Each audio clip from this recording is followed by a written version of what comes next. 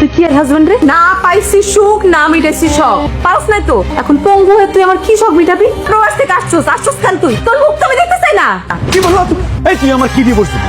উল্টা তোরে আমি ডিভোর্স দিই। বিদেশ থেকে টাকা পাঠাইছি আর বৈশা বৈশা খাইয়া জিব্বার মধ্যে তেল হয়ে গেছে না? করিস না। তোরে আমি ডিভোর্স দেবো, তোরে ডিভোর্স দিয়ে তারপর যাবো এখান থেকে। বিদেশ থেকে আসলে কারোর জন্য তেমন কিছু আনতে পারি নাই, তবে তোমার জন্য নিয়ে এসেছি শাড়ি আর গয়না। ইচ্ছা ছিল আর অনেক কিছু আনার, ইচ্ছা থাকা সত্ত্বেও আনতে পারি নাই। দেখো তো পছন্দ হয় কিনা।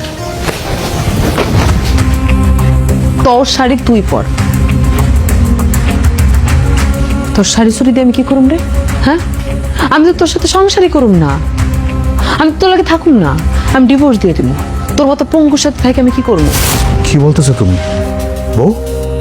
পাগলের মতো কি বলতেছো? তুমি আমার তালাক দিবা মানে? তো তালাক দেবো না কি করুম? বিয়ের পর আমি কি পাইছি? বিয়া কইরা তুই আমার এই বাড়িতে ফারাই হয়ে গেছিস গা। তারপরে এখন আসছিস আবার পঙ্গু হয়ে। না পাইছি সুখ, না মিটাইছি শখ। এখন পঙ্গু হয়ে তুই আমার কি শখ মিটাবি? হ্যাঁ, কি বলতেছো? আচ্ছা, দুনিয়াতে খালি আমি একটাই পঙ্গু, আর কেউ পঙ্গু না? পঙ্গু মানুষ রোজগার করে না? কিছু না কিছু তো করে নাকি? দেখো তুমি চিন্তা করো না, আমিও একটা কাজের ব্যবস্থা করবো। যদি না পারি দরকার হলে ভিক্ষা করে সংসার চালাবো।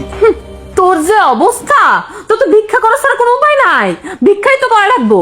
তোর কি মনে হয় তোর মতো ভিক্ষুকের সাথে আমি যে প্রস্থাপন করু?